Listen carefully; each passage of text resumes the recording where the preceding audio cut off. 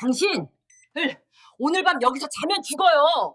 그게 무슨 소리예요? 새벽 4시쯤 초인종이 미친 듯이 울렸고 옆집 할머니가 바들바들 떨며 하는 말이 충격적이었습니다.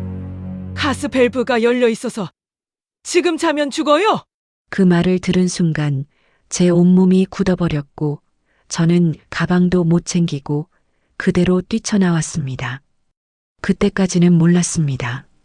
그 위험이 내 가족한테서부터 시작됐다는 걸. 오늘의 사연 한 편 들려드립니다. 영상 시청 전 구독과 좋아요로 함께 해주세요. 당신의 공감 한 번이 또 다른 이야기를 이어갑니다. 새벽 6시 알람이 울리기도 전에 눈이 떠졌습니다.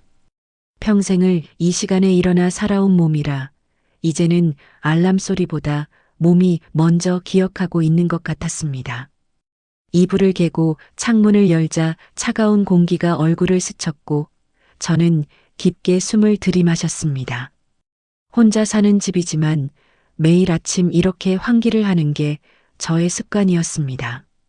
옛날 남편과 함께 살 때 작은 가스 사고가 몇 번 있었던 터라 집안 공기에 유난히 신경을 쓰게 되었던 것 같습니다. 부엌으로 가서 가스레인지 밸브를 확인했습니다.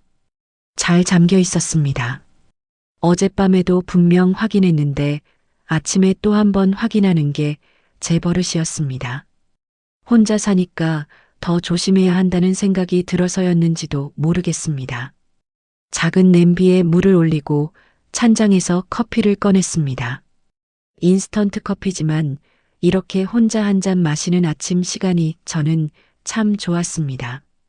조용했고 누구 눈치 볼 필요도 없었고 그저 제 시간이었으니까요. 상을 차리며 문득 손주 사진이 놓인 거실 선반이 눈에 들어왔습니다. 작년 추석 때 찍은 사진이었는데 벌써 액자에 먼지가 살짝 앉아 있었습니다. 저는 행주를 들고 가서 조심스럽게 액자를 닦았습니다. 사진 속 손주 지훈이는 환하게 웃고 있었고 그 옆에 선 며느리 소미도 단정한 미소를 짓고 있었습니다. 저는 사진을 보며 잠깐 미소를 지었지만 이내 다시 제자리에 놓고 부엌으로 돌아왔습니다. 요즘 애들이 바쁘다는 건 알지만 그래도 가끔은 아니 괜찮습니다. 혼자 사는 게 오히려 편한 것도 있으니까요. 아침을 먹고 설거지를 하는데 휴대폰이 울렸습니다. 도연이었습니다. 제 아들. 아침부터 전화가 오다니 무슨 일인가 싶어 서둘러 손을 닦고 전화를 받았습니다. 엄마, 주무셨어요? 응, 벌써 일어났지. 무슨 일이야? 아니, 그냥 엄마 목소리 듣고 싶어서요. 요즘 건강은 괜찮으세요? 괜찮아. 뭐 특별한 일 없어. 엄마, 혹시 병원은 다녀오셨어요? 건강검진 받으신 지 오래됐잖아요. 아니, 아직. 괜찮은데 뭐. 엄마, 그러시면 안 되죠. 이번 주말에 제가 모시고 갈게요. 소미도 같이 가자고 하던데요.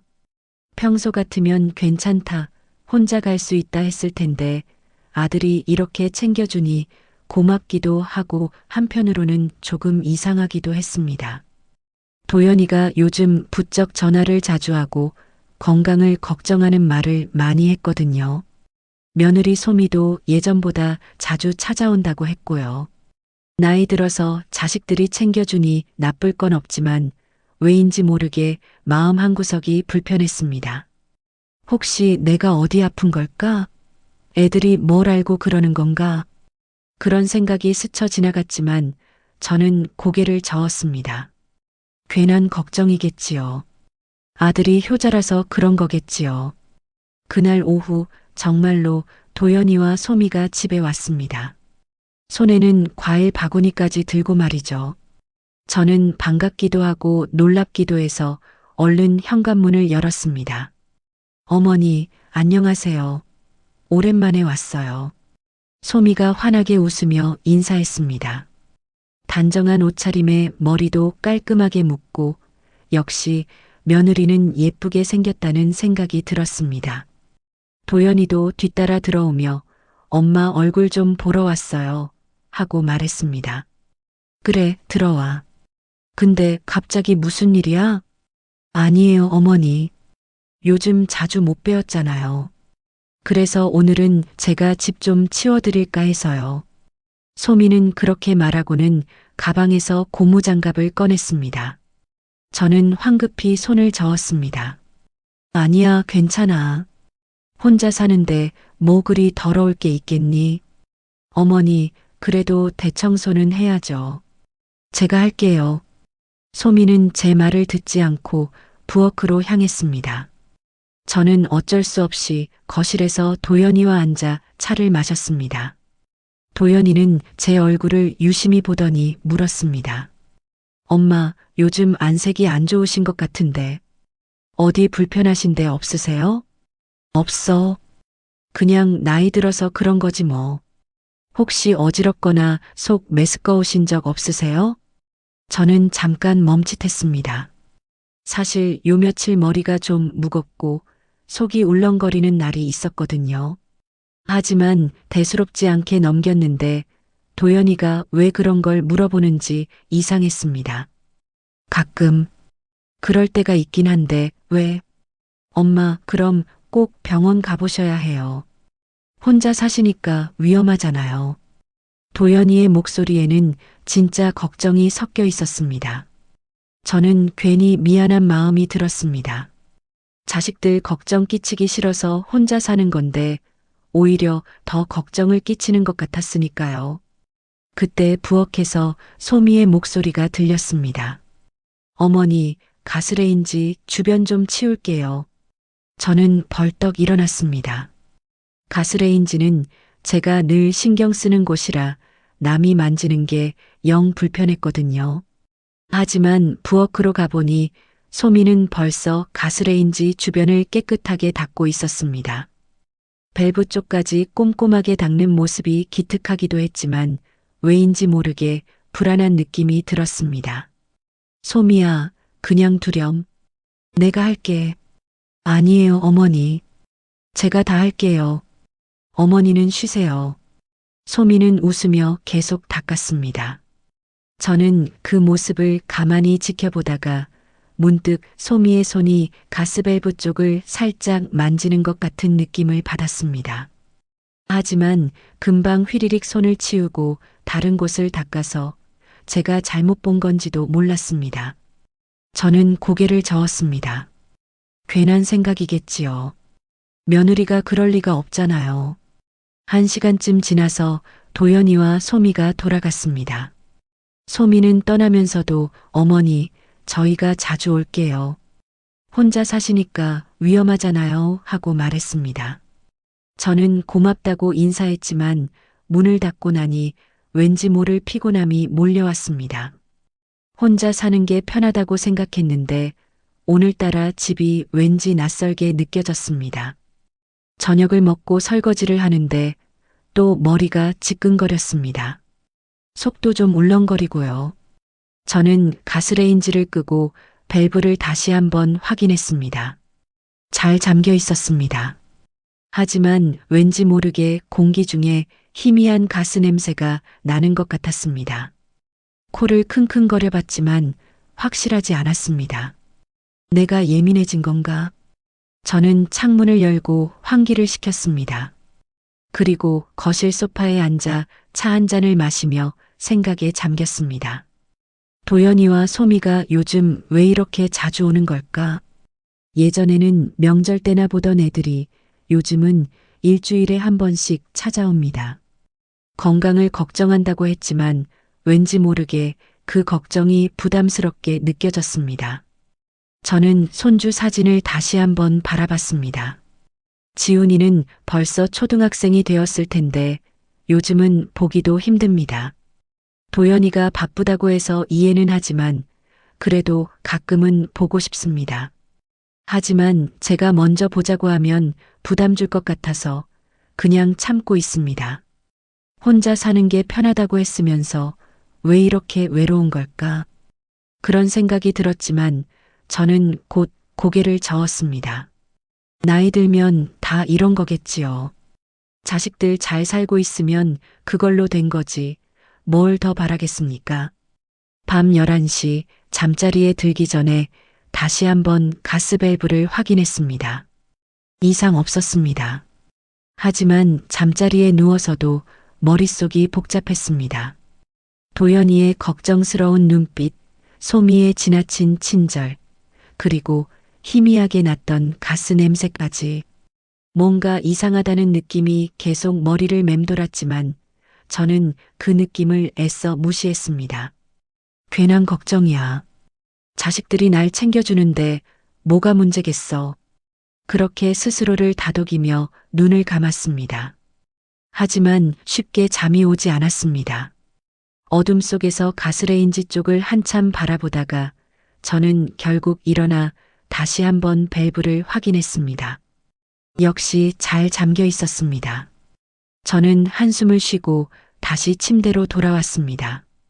그날 밤 저는 이상한 꿈을 꿨습니다. 가스 냄새가 가득한 집안에서 숨을 쉴 수 없어 몸부림치는 꿈이었습니다. 그리고 멀리서 누군가 제 이름을 부르는 소리가 들렸습니다. 하지만 그게 누구인지는 알 수 없었습니다.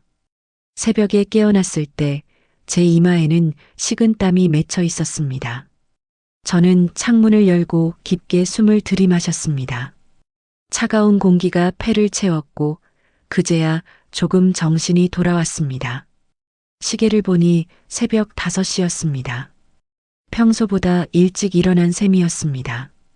저는 부엌으로 가서 물 한 잔을 마셨습니다. 그리고 가스레인지를 또 한 번 확인했습니다.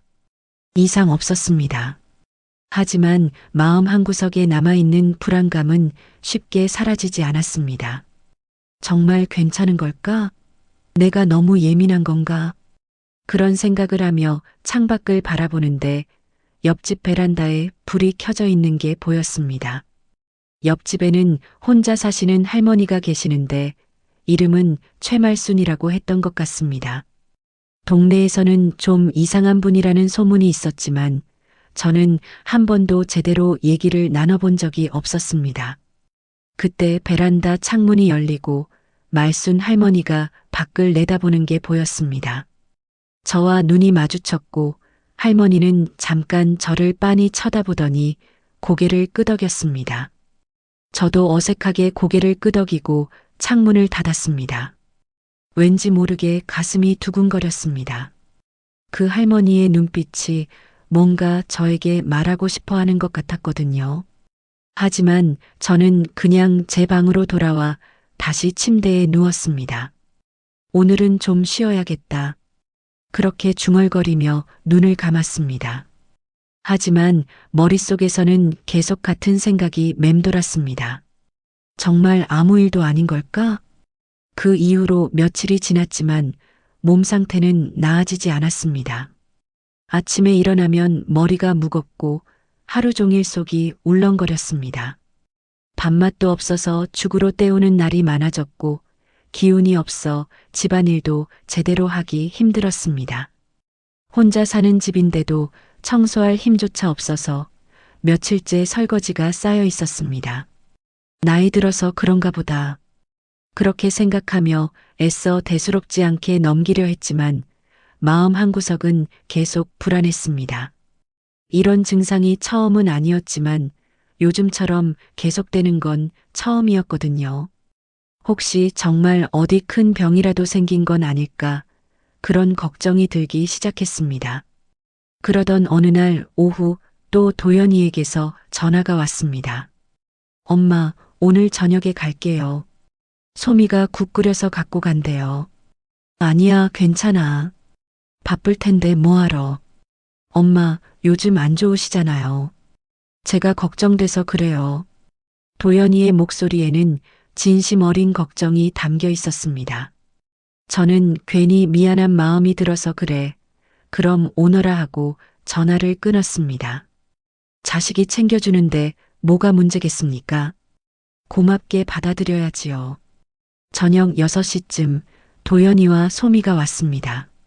소미는 큰 냄비를 들고 있었고 도연이는 과일과 영양제 봉지를 들고 있었습니다. 저는 현관문을 열어주며 이렇게까지 안 해도 되는데 하고 말했지만 소미는 환하게 웃으며 답했습니다. 어머니, 요즘 많이 편찮으시다면서요? 제가 사골국 끓여왔어요. 드시고 기력 좀 차리세요. 고맙다, 소미야. 소미는 부엌으로 가서 국을 데우기 시작했고 도연이는 거실에서 저와 마주 앉았습니다. 도연이는 제 얼굴을 한참 들여다보더니 걱정스럽게 물었습니다. 엄마, 요즘 체하는 날 많지 않아요? 얼굴색이 정말 안 좋으신 것 같은데. 글쎄, 가끔 그래. 나이 들어서 그런가 보다. 엄마, 그러시면 안 돼요. 병원 꼭 가보셔야 해요. 혹시 어지럽거나 숨쉬기 힘들거나 그런 적은 없으세요? 저는 잠깐 말을 멈췄습니다. 사실 며칠 전부터 가끔 숨이 답답한 느낌이 들긴 했거든요. 특히 아침에 일어났을 때 뭔가 공기가 탁한 것 같은 느낌이 들었습니다. 하지만 창문을 열면 괜찮아져서 별로 신경 쓰지 않았는데 도연이가 이렇게 물어보니 왠지 불안해졌습니다.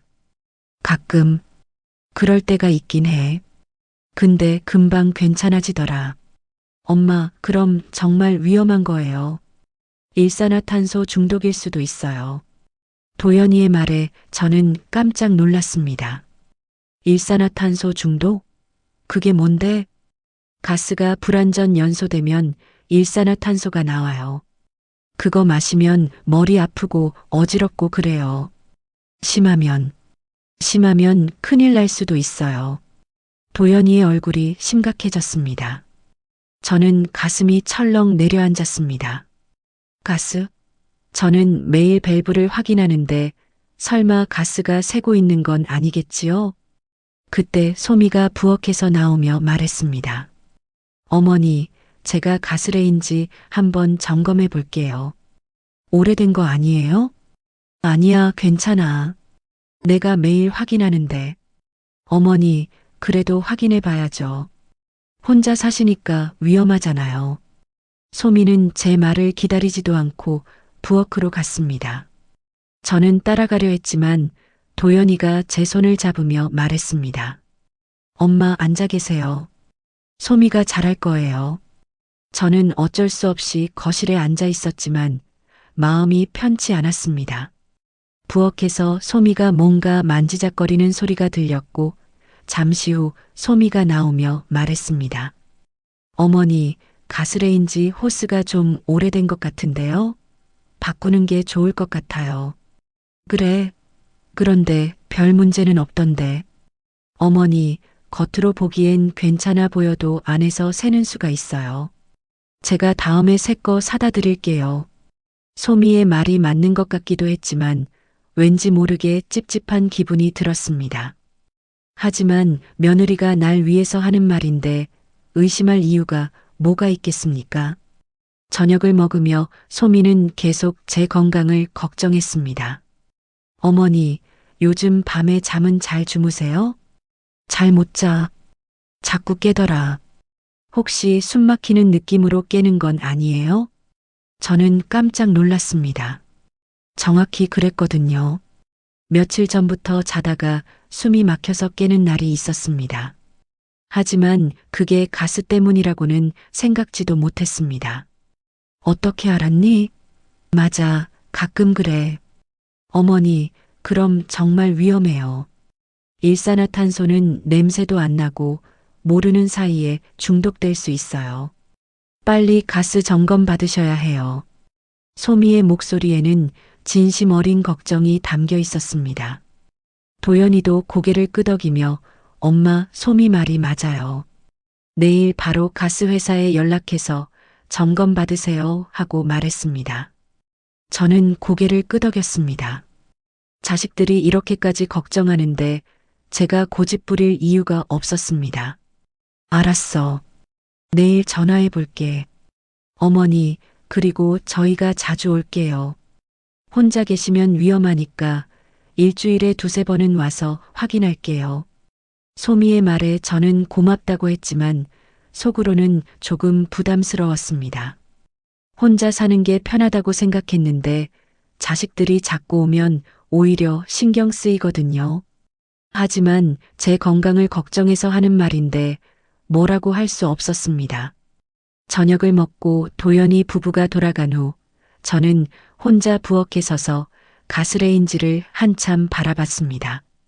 정말 가스가 새고 있는 걸까요? 저는 코를 가까이 대고 냄새를 맡아봤지만 특별한 냄새는 나지 않았습니다. 밸브도 확인해 봤지만 잘 잠겨 있었습니다. 아무 문제 없는 것 같은데. 하지만 소미와 도연이가 그렇게 걱정하는 걸 보면 뭔가 제가 모르는 문제가 있는 건지도 모르겠습니다. 저는 한숨을 쉬고 거실로 돌아왔습니다. 그날 밤 잠들기 전에 다시 한번 가스 밸브를 확인했습니다. 이상 없었습니다. 하지만 침대에 누워서도 마음이 편치 않았습니다.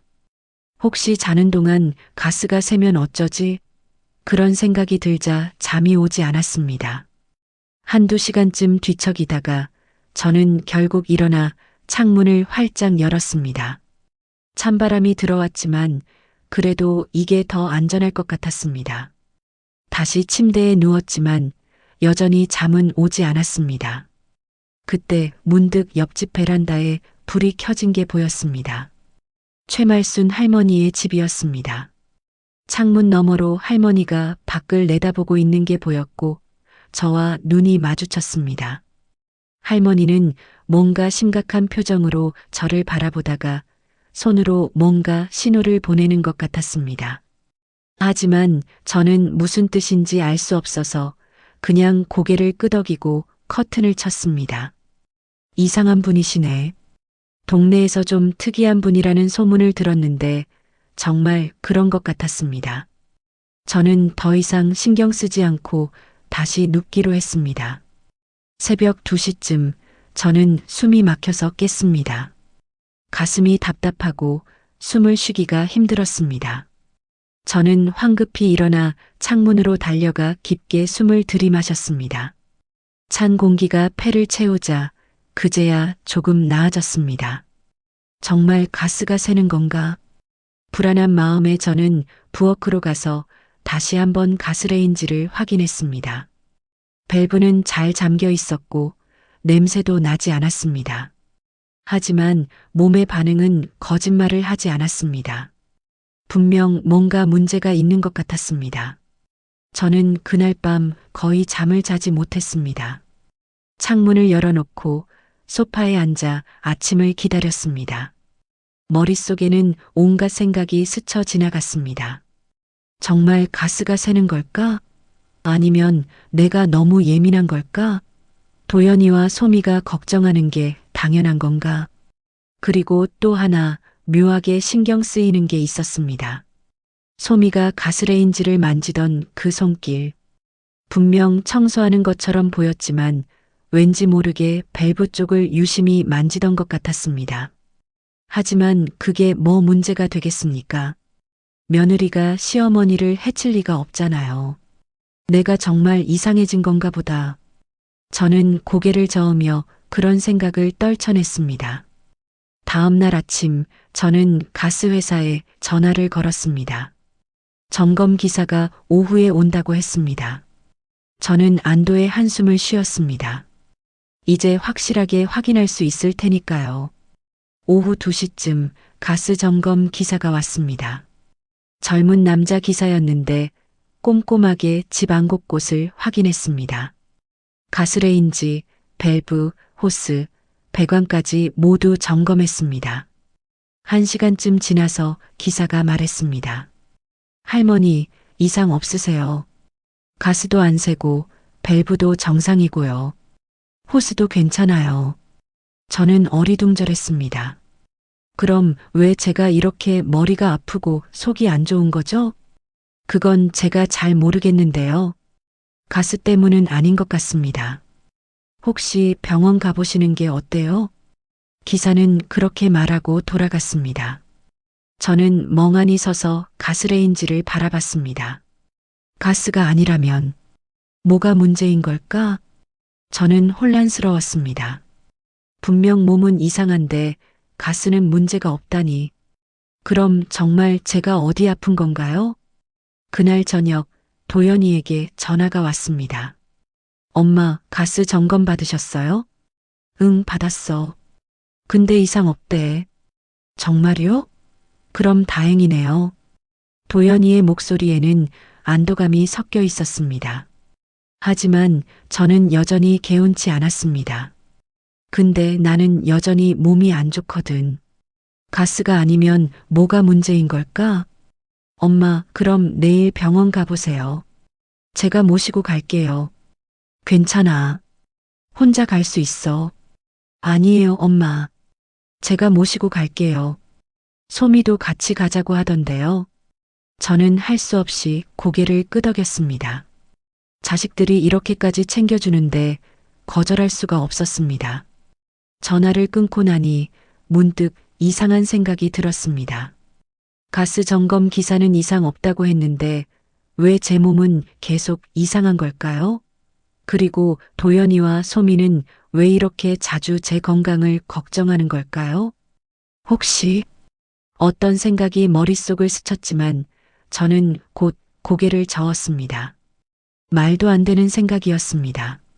자식이 부모를 해치려 한다니 그런 일이 있을 리가 없잖아요. 하지만 그날 밤 저는 또 숨이 막혀서 깼습니다. 창문을 열고 깊게 숨을 쉬는데 문득 옆집 베란다에 불이 켜진 게 보였습니다. 최말순 할머니가 창문 너머로 저를 바라보고 있었습니다. 할머니의 눈빛은 심각했고 뭔가 저에게 경고하는 것 같았습니다. 저는 할머니를 한참 바라보다가 조용히 커튼을 쳤습니다. 하지만 가슴 한구석에는 묘한 불안감이 자리 잡기 시작했습니다. 정말 아무 문제 없는 걸까? 그 질문은 밤새 제 머릿속을 떠나지 않았습니다. 그날 밤은 유난히 잠들기가 힘들었습니다. 침대에 누워 천장을 바라보며 자꾸만 가스레인지 쪽을 생각하게 되었고 점검 기사는 아무 문제 없다고 했지만 제 몸은 여전히 이상했으니까요. 한두 시간쯤 뒤척이다가 겨우 잠이 들었는데 새벽 3시쯤 갑자기 현관 초인종 소리에 깼습니다. 처음엔 꿈인 줄 알았지만 초인종은 계속 울렸고 누가 이 시간에 찾아온단 말인가 싶어 심장이 두근거리며 일어나 거실로 나갔습니다. 인터폰 화면을 보니 옆집 최말순 할머니가 서 계셨는데 얼굴이 창백하고 눈빛이 심상치 않아 보였습니다. 누구세요? 저예요. 옆집 사는 최말순. 지금 당장 문 열어주세요.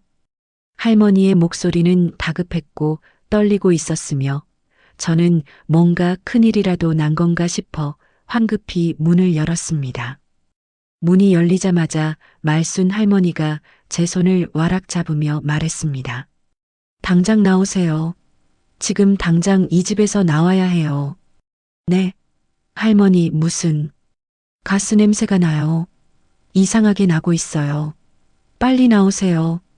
말순 할머니는 제 팔을 잡아 끌었고 저는 어리둥절한 채로 복도로 나왔습니다. 할머니는 숨을 헐떡이며 제 얼굴을 빤히 쳐다봤고 그 눈빛에는 뭔가 절박한 것이 있었습니다. 할머니, 진정하세요. 제가 어제 가스 점검 받았는데 이상 없다고 했어요. 점검? 점검은 무슨? 나는 알아요. 이 냄새, 이 패턴. 15년 전이랑 똑같아요. 할머니의 목소리가 떨렸습니다. 저는 할머니를 진정시키려 했지만 할머니는 계속 제 손을 꽉 잡고 놓지 않았습니다. 할머니, 괜찮아요. 정말 아무 문제 없어요. 제가 매일 확인하고, 매일 확인한다고요? 그래도 소용없어요. 누군가 밤마다 당신 집 가스밸브를 만지는 소리가 들려요. 저는 깜짝 놀라 할머니를 쳐다봤습니다.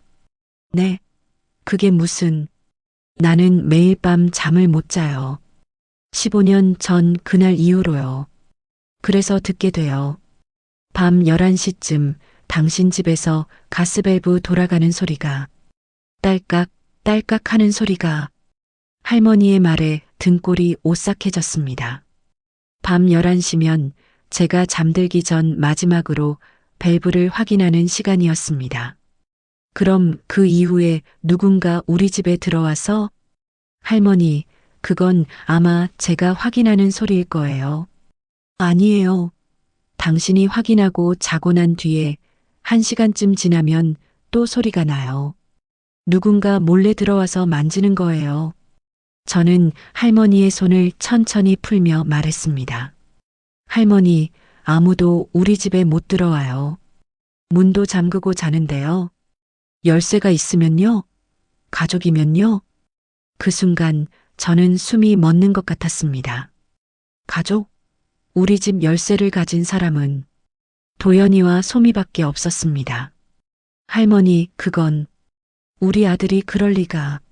15년 전 내 남편도 그랬어요. 말순 할머니의 목소리가 낮아졌습니다. 복도 조명 아래 할머니의 얼굴은 깊은 주름으로 가득했고 그 눈에는 오랜 고통의 흔적이 남아 있었습니다. 매일 밤 남편이 가스밸브를 조금씩 열어놨어요. 아주 조금씩, 냄새도 안 날 정도로. 그렇게 한 달 동안 나는 그냥 몸이 안 좋은 줄만 알았어요. 머리 아프고 속 울렁거리고 숨 막히고 당신이랑 똑같았어요. 저는 할머니의 말을 들으며 온몸에 소름이 돋았습니다. 할머니가 말한 증상들이 제가 지금 겪고 있는 것과 정확히 같았으니까요. 그럼 할머니는 어떻게? 어느 날 밤 잠에서 깨서 우연히 봤어요. 남편이 부엌에서 가스밸브를 살짝 열고 있는 걸. 그때 알았죠. 내 남편이 날 죽이려 한다는 걸. 할머니의 목소리는 담담했지만 그 속에는 깊은 슬픔이 배어 있었습니다. 저는 할 말을 잃었습니다. 할머니, 그래서 어떻게 하셨어요? 경찰에 신고했어요. 증거도 모았고요. 남편은 결국 감옥에 갔지만 나는 그 일 이후로 밤마다 가스 냄새에 시달려요. 없는 냄새도 맡게 되고 밸브 소리에 민감해졌어요. 그래서 알아요. 당신 집 상황이 이상하다는 걸. 할머니는 제 손을 다시 잡았습니다. 제발, 제발 조심하세요. 가족이라고 다 믿으면 안 돼요. 특히 돈이 걸리면요. 돈? 저는 고개를 저었습니다. 할머니, 우리 집엔 돈이 없어요. 이 집이 전부고 그나마 아들한테 물려줄 거예요. 이 집이요? 이 동네 재개발 소문 못 들으셨어요? 여기 집값이 얼마나 올랐는데요. 그리고 할머니는 잠시 망설이다가 말했습니다. 혹시 보험 들으셨어요? 최근에? 저는 고개를 가웃거렸습니다. 보험? 제가 기억하기로는. 아, 맞다. 석 달 전쯤 도연이가 엄마 건강보험 하나 들어놓는 게 좋을 것 같아요 하며 서류를 가져왔었습니다. 저는 잘 모르니까 도연이가 시키는 대로 서명했었고요. 아, 석 달 전에 아들이 하나 들어줬는데 수익자가 누구예요?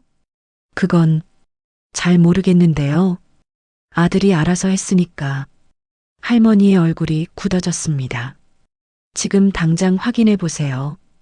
그 보험 서류. 할머니, 설마 아들이 그럴 리가. 15년 전 나도 그렇게 생각했어요. 내 남편이 그럴 리 없다고. 40년을 함께 산 사람인데 설마 날 죽이려 하겠냐고. 할머니의 눈에 눈물이 맺혔습니다. 근데 알고 보니 남편은 젊은 여자랑 바람 피우고 있었고 내 보험금으로 새 출발하려고 했어요. 나는 그냥 죽어야 할 짐이었던 거예요. 저는 할머니를 꼭 안아줬습니다. 할머니의 몸은 작고 떨리고 있었고 그 품에서 오랜 외로움의 냄새가 났습니다. 할머니, 괜찮으세요? 이제 다 지나간 일이잖아요. 당신은 괜찮지 않아요. 지금 당장. 할머니가 제게서 떨어지며 말했습니다. 오늘 밤만이라도 내 집에서 주무세요. 제발이요. 저는 잠시 고민했습니다. 정말 우리 집 가스가 위험한 걸까요? 아니면 할머니가 과거 트라우마 때문에 예민해진 걸까요? 그런데 할머니 말을 들으니 제 증상들이 너무 딱 맞아떨어졌습니다. 할머니, 고맙지만 괜찮아요. 제가 확인해 볼게요. 혼자서요? 위험해요. 괜찮아요. 정말 이상하면 그때 할머니한테 갈게요. 저는 할머니를 진정시키고 다시 집으로 돌아왔습니다. 문을 닫고 거실에 서서 한참을 멍하니 있었습니다. 할머니의 말이 계속 귓가에 맴돌았습니다. 누군가 밤마다 가스밸브를 만진다. 보험 수익자를 확인해 보라. 가족이라고 다 믿으면 안 된다. 저는 천천히 부엌으로 걸어갔습니다. 가스레인지 앞에 서서 밸브를 한참 바라봤습니다. 잘 잠겨 있었습니다. 하지만 할머니 말대로 누군가 밤에 몰래 와서 살짝 열어놓는다면? 아니야, 그럴 리 없어. 도연이가? 우리 아들이? 하지만 마음 한구석에서는 의심이 자라나고 있었습니다. 요즘 도연이와 소미가 유난히 자주 찾아온 것, 가스레인지를 유심히 본 것, 제 건강을 과하게 걱정한 것, 보험을 들게 한 것. 이 모든 게 우연일까요? 저는 침실로 가서 옷장을 뒤지기 시작했습니다. 어디 있었지? 그 보험 서류. 도연이가 엄마 잘 보관하세요 하며 준 서류철이 분명 여기 어딘가에 있을 텐데. 한참을 뒤진 끝에 옷장 맨 아래 서랍에서 서류철을 찾았습니다. 손이 떨려서 제대로 넘기기도 힘들었습니다. 보험 계약서, 약관, 그리고 수익자란. 수익자 김도현, 박소미. 금액 2억. 저는 서류를 떨어뜨렸습니다. 2억? 제가 죽으면 도연이와 소미가 2억을 받는다고? 아니야, 이건 그냥 만약을 위한 거겠지. 자식이 부모 보험 수익자 되는 거 이상한 일 아니잖아. 하지만 가슴이 두근거렸습니다. 할머니의 말이 자꾸 떠올랐습니다. 돈이 걸리면 가족도 믿으면 안 된다. 저는 거실 소파에 주저앉았습니다. 창밖을 보니 옆집 할머니 집에 불이 켜져 있었습니다. 할머니가 창가에 서서 이쪽을 바라보고 있었습니다. 저는 할머니와 눈이 마주쳤고 할머니는 고개를 끄덕였습니다. 저도 천천히 고개를 끄덕였습니다. 확인해 봐야겠어. 정말로. 그날 밤 저는 잠들지 않기로 했습니다. 할머니 말대로 밤 12시쯤 정말 누군가 우리 집에 오는지 확인하기로 했습니다. 거실 불을 모두 끄고 소파에 앉아 가스레인지가 보이는 곳에서 기다렸습니다. 시계를 보니 밤 11시 30분이었습니다. 심장이 마구 뛰었습니다. 정말 누가 올까요? 설마 도연이가? 아니면 소미가? 그렇게 30분을 기다렸습니다. 아무 일도 일어나지 않았습니다. 저는 안도의 한숨을 쉬었습니다. 역시 할머니가 착각하신 거야. 우리 아들이 그럴 리가. 그때였습니다. 현관문에서 열쇠 돌아가는 소리가 들렸습니다.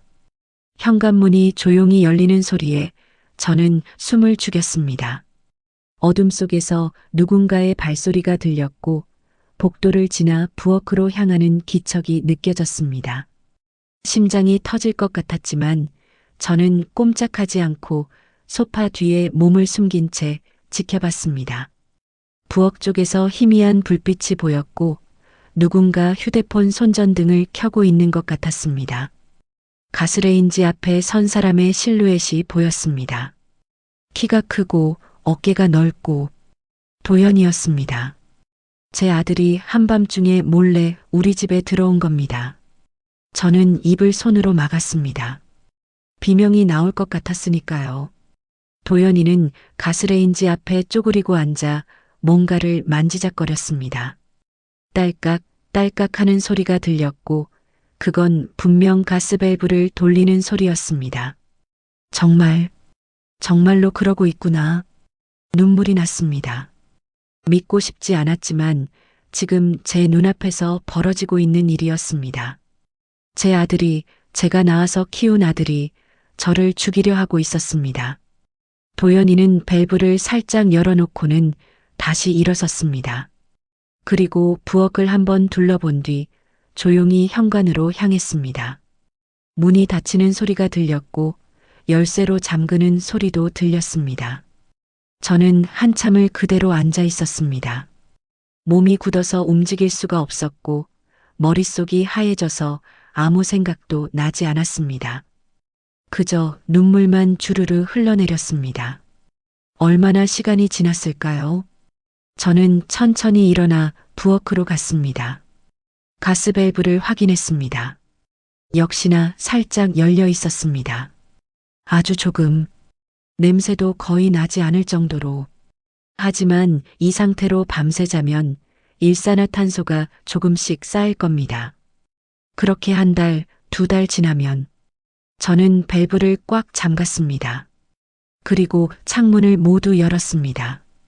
찬바람이 들어왔지만 상관없었습니다. 숨을 쉴 수 있으니까요. 거실로 돌아와 소파에 주저앉았습니다. 손주 사진이 눈에 들어왔습니다. 지훈이가 환하게 웃고 있었습니다. 그 옆에 도연이와 소미도 웃고 있었고요. 행복한 가족 사진이었습니다. 이게 다 거짓이었구나. 저는 액자를 집어들었습니다. 그리고 한참을 바라보다가 조용히 뒤집어 놓았습니다. 더 이상 볼 수가 없었으니까요. 새벽까지 한숨도 자지 못했습니다. 창밖이 밝아올 때쯤 저는 결심했습니다. 옆집 할머니를 찾아가야겠다고. 할머니 말이 맞았으니까요. 할머니만이 저를 믿어줄 것 같았으니까요. 아침 8시쯤 저는 옆집 초인종을 눌렀습니다. 말순 할머니가 문을 열었고 제 얼굴을 보더니 아무 말 없이 안으로 들어오라는 손짓을 했습니다. 저는 할머니 집으로 들어갔고 거실 소파에 앉자마자 울음이 터져 나왔습니다. 할머니 말이 맞았어요. 말순 할머니는 제 옆에 앉아 등을 토닥여줬습니다. 아무 말도 하지 않았지만 그 손길만으로도 위로가 되었습니다. 한참을 운 뒤에야 저는 간신히 말을 이었습니다. 어젯밤에 도연이가 왔어요. 몰래. 그리고 가스밸브를 정말로 열어놨어요. 봤어요? 네. 제 눈으로 똑똑히 봤어요. 할머니는 한숨을 쉬었습니다. 그럼 이제 어떻게 할 거예요? 저는 고개를 저었습니다. 모르겠어요. 어떻게 해야 할지. 경찰에 신고해야 하나요? 근데 증거가 있나요? 제가 봤다고 하면 믿어줄까요? 증거를 만들어야죠. 할머니가 단호하게 말했습니다. 나도 15년 전에 그랬어요. 남편을 며칠 동안 지켜보고 증거를 모았어요. 몰래 카메라도 설치하고 가스밸브 상태도 사진 찍어두고. 그래야 경찰이 믿어줘요. 저는 할머니를 바라봤습니다. 할머니, 도와주실 수 있어요? 당연하죠. 15년 전에 내가 겪은 일을 당신이 또 겪게 놔둘 순 없어요. 할머니는 일어나서 방으로 갔다가 작은 상자를 들고 왔습니다. 상자를 열자 오래된 사진들과 서류들이 나왔습니다. 이게 다 그때 증거예요. 남편이 가스밸브 만지는 사진, 통화 녹음, 보험 서류. 다 여기 있어요. 당신도 이런 걸 모아야 해요. 저는 서류들을 하나씩 넘겨봤습니다. 할머니의 남편이 가스밸브 앞에 쪼그리고 앉아 있는 사진이 있었고 보험 설계사와 주고받은 문자 내용도 있었습니다. 법원 판결문도 있었고요. 할머니, 이 일 때문에 많이 힘드셨겠어요. 힘들었죠. 40년을 함께 산 사람한테 배신당한 거니까. 근데 더 힘든 건 아무도 안 믿어준 거예요. 동네 사람들은 부부싸움이겠지 했고 친척들은 할머니가 예민해진 거 아니냐 했어요. 내가 미친 사람 취급받았어요. 할머니의 목소리가 떨렸습니다. 그래서 당신만큼은 꼭 구하고 싶어요. 나처럼 혼자 싸우게 하고 싶지 않아요. 저는 할머니의 손을 꽉 잡았습니다. 고맙습니다, 할머니. 정말, 정말 고마워요. 고맙긴요. 우린 이제 같은 배를 탄 사람이에요. 할머니가 웃었습니다. 슬프지만 따뜻한 미소였습니다. 그날부터 저와 말순 할머니는 함께 증거를 모으기 시작했습니다. 할머니는 작은 몰래카메라를 구해왔고 제 집 거실 한 구석에 설치했습니다. 가스레인지가 잘 보이는 위치였습니다. 이제 매일 밤 녹화할 거예요. 도연 씨가 또 오면 다 찍힐 거예요. 근데 할머니, 이거 불법 아니에요? 자기 집에 카메라 설치하는 건 불법 아니에요. 걱정 마세요. 저는 고개를 끄덕였습니다. 할머니는 이런 일에 저보다 훨씬 능숙했습니다. 그리고 보험 서류 다시 한번 확인해 봐요. 혹시 다른 보험도 있을 수 있어요. 저는 집으로 돌아가 서류철을 다시 뒤졌습니다. 그리고 또 다른 보험 서류를 발견했습니다. 이것도 석 달 전에 가입한 거였고 수익자는 역시 도연이와 솜이었습니다. 금액은 1억 5천, 총 3억 5천. 제가 죽으면 아들 부부가 받을 돈이었습니다. 그리고 이 집까지 합치면 재개발로 집값이 올랐으니까 5억은 될 겁니다. 총 8억 넘게 받는 거죠. 저는 할머니에게 보험 서류를 보여줬습니다. 할머니는 서류를 보더니 고개를 끄덕였습니다. 역시 보험이 하나가 아니었네요. 이것도 다 증거예요. 사진 찍어두세요. 저는 휴대폰으로 서류를 하나하나 찍었습니다. 그리고 할머니와 함께 앞으로의 계획을 세웠습니다. 일단 일주일 정도 지켜봐요. 도연 씨가 얼마나 자주 오는지, 패턴이 어떤지, 그리고 증거가 충분히 모이면 경찰에 신고하는 거예요. 근데 할머니, 만약 도연이가 제가 눈치챘다는 걸 알면 어떡하죠? 그럼 더 위험해지겠죠. 그러니까 절대 티내면 안 돼요. 평소처럼 행동해야 해요. 저는 불안했습니다. 도연이한테 평소처럼 행동하라니. 어떻게 그럴 수 있을까요? 제 아들이 저를 죽이려 한다는 걸 알면서요. 그날 오후 정말로 도연이에게서 전화가 왔습니다. 엄마, 오늘 괜찮으세요? 저녁에 솜이랑 갈게요. 저는 숨을 깊이 들이마셨습니다. 평소처럼 행동해야 합니다. 응, 괜찮아. 오너라. 엄마, 목소리가 좀 이상한데. 어디 아프세요? 아니야, 괜찮아. 그냥 좀 피곤해서 그래. 그럼 오늘은 안 갈까요? 아니, 와. 얼굴 보고 싶다. 전화를 끊고 나니 온몸에 힘이 빠졌습니다. 할머니가 옆에서 제 손을 잡아줬습니다. 잘했어요. 그렇게만 하면 돼요. 할머니, 저 할 수 있을까요? 할 수 있어요. 살아남으려면 해야 해요. 저는 고개를 끄덕였습니다. 저녁 6시쯤 도연이와 솜이가 왔습니다. 평소처럼 음식을 싸들고 평소처럼 밝게 웃으며 들어왔습니다. 저는 평소처럼 반갑게 맞이했습니다. 어머니, 오늘 제가 갈비찜 해왔어요. 솜이가 환하게 웃으며 말했습니다. 저는 그 웃음을 보며 속으로 생각했습니다. 저 웃음이 다 거짓이구나. 하지만 겉으로는 웃으며 말했습니다. 고맙다, 솜이야. 요즘 너무 자주 와서 미안하구나. 무슨 말씀이세요? 어머니 챙기는 게 당연하죠. 당연하다고요? 저를 죽이려면서요? 저는 속으로 울고 있었지만 겉으로는 계속 웃었습니다. 도연이도 제 옆에 앉아 말했습니다. 엄마, 요즘 좀 어때요? 몸은 괜찮으세요? 응, 좀 나아진 것 같아. 정말요? 다행이다. 가스 점검도 받으셨고 이제 괜찮으실 거예요. 도연이의 눈을 똑바로 쳐다봤습니다. 제 아들의 눈에서 뭔가를 찾고 싶었습니다. 죄책감이라도 후회라도. 하지만 도연이는 그저 평범하게 웃고 있었습니다. 정말 아무렇지도 않은 건가? 저녁을 먹으며 소미가 말했습니다. 어머니, 요즘 혼자 계시니까 불안하지 않으세요? 저희랑 같이 사실래요? 저는 깜짝 놀랐습니다. 같이 살자고? 네, 어머니. 저희 집이 좀 넓거든요. 어머니 방도 따로 있고요. 혼자 계시는 것보다 같이 사시는 게 안전할 것 같아서요. 같이 살자고요? 그럼 더 쉽게 저를. 아니, 생각하지 말자. 아니야, 괜찮아. 나는 여기가 편해. 어머니, 그래도. 괜찮다니까. 혼자 사는 게 내 성격에 맞아. 제 목소리가 약간 높아졌습니다.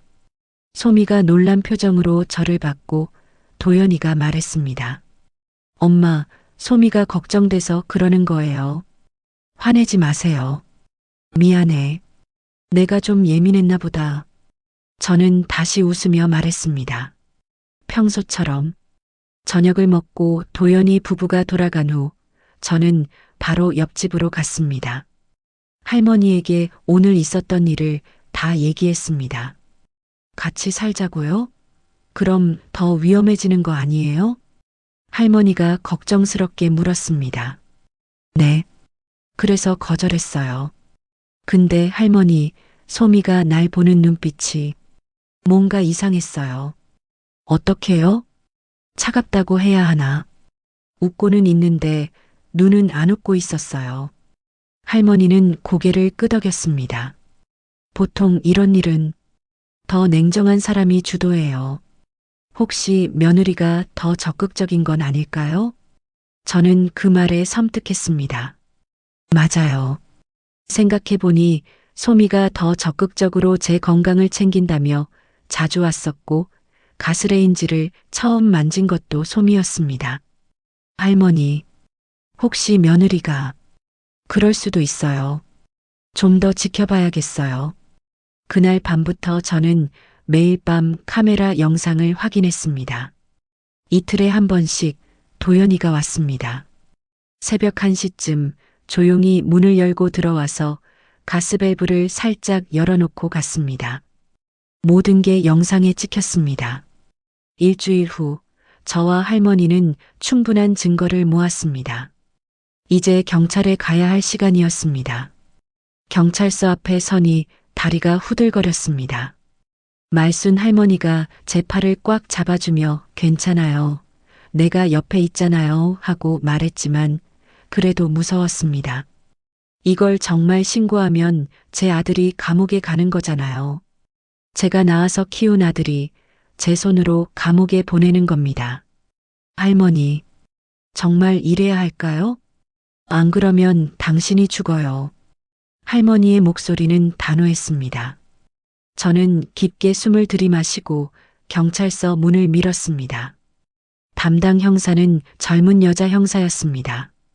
이름표를 보니 박지연이라고 쓰여 있었고 저희를 친절하게 맞아주며 상담실로 안내했습니다. 어떻게 오셨어요? 저는 떨리는 목소리로 말했습니다. 제 아들이 저를 죽이려고 해요. 박 형사의 표정이 굳어졌습니다. 자세히 말씀해 주시겠어요? 저는 처음부터 천천히 설명했습니다. 몸이 이상했던 것, 가스 점검을 받았지만 문제 없다고 했던 것, 옆집 할머니의 경고, 밤에 도연이를 목격한 것, 가리고 보험 서류들까지. 할머니도 옆에서 15년 전 자신의 경험을 얘기해 줬습니다. 박 형사는 진지하게 듣더니 물었습니다. 증거가 있으세요? 저는 준비해간 USB를 꺼냈습니다. 여기 일주일 동안 찍은 영상이 있어요. 제 아들이 밤마다 와서 가스밸브를 여는 게 다 찍혀 있어요. 박 형사가 USB를 컴퓨터에 꽂고 영상을 재생했습니다. 화면에 도연이가 나타났고 가스레인지 앞에 쪼그리고 앉아 밸브를 돌리는 모습이 선명하게 보였습니다. 한 번이 아니었습니다. 일주일 동안 5번 같은 시간에 와서 같은 행동을 했습니다. 박 형사의 얼굴이 심각해졌습니다. 이건 명백한 살인 미수예요. 보험 서류도 보여주시겠어요? 저는 보험 서류 사본을 건넸습니다. 박 형사가 서류를 넘겨보더니 고개를 끄덕였습니다. 수익자가 아드님과 며느리시네요. 총 금액이 3억 5천. 여기에 집까지 합치면 상당한 금액이에요. 형사님, 그런데 한 가지 더 확인하고 싶은 게 있어요. 할머니가 끼어들었습니다. 며느리가 더 적극적으로 관여했을 가능성이 있어요. 보험 설계사와의 연락 기록 같은 거 확인할 수 있나요? 수사가 시작되면 통신 기록도 확인할 수 있어요. 일단 진술서 작성하시고 정식으로 고소장 접수하시면 바로 수사 들어가겠습니다. 저는 떨리는 손으로 진술서를 작성했습니다. 글씨가 흐트러졌지만 박 형사는 괜찮다며 천천히 쓰라고 했습니다. 1시간쯤 걸려서 진술서를 다 작성했고 고소장도 접수했습니다. 김선옥 할머니, 일단 며칠 동안은 집에 혼자 계시면 안 돼요. 혹시 지낼 곳 있으세요? 우리 집에서 지내요. 말순 할머니가 말했습니다. 내가 지켜줄게요. 박 형사가 고개를 끄덕였습니다. 그게 좋겠어요. 그리고 아드님한테는 절대 티내지 마세요. 수사 중이라는 걸 알면 증거 인멸할 수도 있으니까요. 네, 알겠습니다. 경찰서를 나오니 온몸에 힘이 빠졌습니다. 할머니가 제 팔을 붙잡아 주지 않았으면 그 자리에 주저앉았을 겁니다. 할머니, 제가 정말 제대로 한 건가요? 당연하죠. 당신은 살기 위해 할 수 있는 걸 한 거예요. 저는 고개를 끄덕였지만 가슴 한구석이 무너져 내리는 것 같았습니다. 할머니 집으로 돌아와서도 마음이 편치 않았습니다. 할머니는 저를 위해 저녁을 차려줬지만 밥이 넘어가지 않았습니다. 계속 도연이 얼굴이 떠올랐으니까요. 어렸을 때 제 품에 안겨 엄마 사랑해하던 모습, 대학 합격하고 기뻐하던 모습, 결혼식 날 눈물 흘리던 모습. 그 아이가 언제부터 이렇게 변한 걸까? 그날 밤 저는 잠을 이룰 수 없어서 거실로 나왔습니다. 할머니도 잠을 못 자는지 주방에서 차를 끓이고 있었습니다. 잠 안 와요? 네. 할머니는요? 나도. 15년 전 생각이 나서요. 할머니가 차 2잔을 들고 와서 저와 마주 앉았습니다. 할머니, 그때 어떻게 견디셨어요? 견디지 못했어요. 한동안은 밤마다 울었고 사람들 만나는 것도 무서웠어요. 내 남편이 날 죽이려 했다는 걸 누가 믿어주겠어요? 다들 내가 미쳤다고 했어요. 할머니의 손이 찻잔을 꽉 쥐고 있었습니다. 하지만 살아야 했어요. 그 사람한테 지면 안 된다고 생각했어요. 그래서 버텼어요. 근데 할머니, 지금도 후회 안 하세요? 남편을 감옥에 보낸 거? 할머니는 잠시 말이 없었습니다. 그러다가 조용히 말했습니다. 후회하죠. 가끔은, 특히 명절 때 다른 사람들 가족끼리 모여 있는 거 보면 나는 혼자니까. 근데 후회한다고 해서 달라지는 건 없어요. 그때 신고 안 했으면 지금 내가 여기 없을 테니까. 저는 할머니의 손을 잡았습니다. 할머니의 손은 차갑고 주름졌지만 그 안에는 살아온 세월의 무게가 담겨 있었습니다. 할머니, 고마워요. 할머니 없었으면 저 혼자 못 견뎠을 거예요. 우리 이제 가족이에요. 진짜 가족. 할머니가 웃었습니다. 저도 따라 웃었습니다. 눈물이 나면서도 웃음이 났습니다. 다음 날 아침 도연이에게서 전화가 왔습니다. 엄마, 어제 집에 안 계셨어요? 밤에 전화했는데 안 받으셔서. 아, 미안. 어제 몸이 안 좋아서 일찍 잤어. 괜찮으세요? 제가 갈까요? 아니야, 괜찮아. 좀 쉬니까 나아졌어. 엄마, 그런데 혹시 어디 다녀오신 거 아니에요? 제 심장이 쿵 내려앉았습니다. 도연이가 눈치챈 걸까요? 응? 왜? 아니, 현관에 신발이 좀 이상하게 놓여 있길래 누가 다녀간 것 같아서요. 신발? 그러고 보니 어제 급하게 나가느라 신발을 대충 신었었습니다. 아, 그거. 옆집 할머니가 잠깐 들렀다 갔어. 옆집 할머니요? 왜요? 그냥 인사하러. 요즘 혼자 사니까 외롭다고 하시더라. 그래요? 근데 엄마, 그 할머니. 동네에서 좀 이상한 분이라고 하던데 너무 친하게 지내지 마세요. 왜? 좋은 분인데. 15년 전에 남편을 감옥에 보낸 분이잖아요. 좀, 그렇잖아요. 도연이의 목소리에 불편함이 섞여 있었습니다. 저는 속으로 비웃었습니다. 내 아빠도 곧 감옥에 갈 텐데. 하지만 겉으로는 평온하게 말했습니다. 그건 할머니가 억울한 일 당해서 그런 거야. 괜찮아. 엄마, 그래도 조심하세요. 나중에 시간 되면 제가 가서 할머니 좀 만나볼게요. 아니, 괜찮아. 신경 쓰지 마. 전화를 끊고 나니 온몸에 식은땀이 났습니다. 할머니에게 얘기하니 할머니도 걱정스러운 표정을 지었습니다. 눈치챈 것 같아요? 아직은 아닌 것 같은데. 조심해야겠어요. 형사님한테 연락해봐요. 빨리 수사해달라고. 저는 박지연 형사에게 전화를 걸었습니다. 형사는 최대한 빨리 진행하겠습니다. 며칠만 기다려주세요 하고 말했습니다. 그로부터 사흘 후 박 형사에게서 연락이 왔습니다. 할머니, 중요한 걸 발견했어요. 지금 시간 되시면 경찰서로 와주실 수 있으세요? 저와 할머니는 급하게 경찰서로 갔습니다. 박 형사는 저희를 상담실로 안내하고는 서류 몇 장을 테이블에 펼쳤습니다.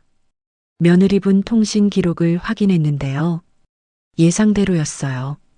서류에는 소미와 보험 설계사의 통화 기록이 빼곡히 적혀 있었습니다. 총 47통. 도연이와의 통화는 12통밖에 안 됐습니다. 그리고 이것 좀 보세요.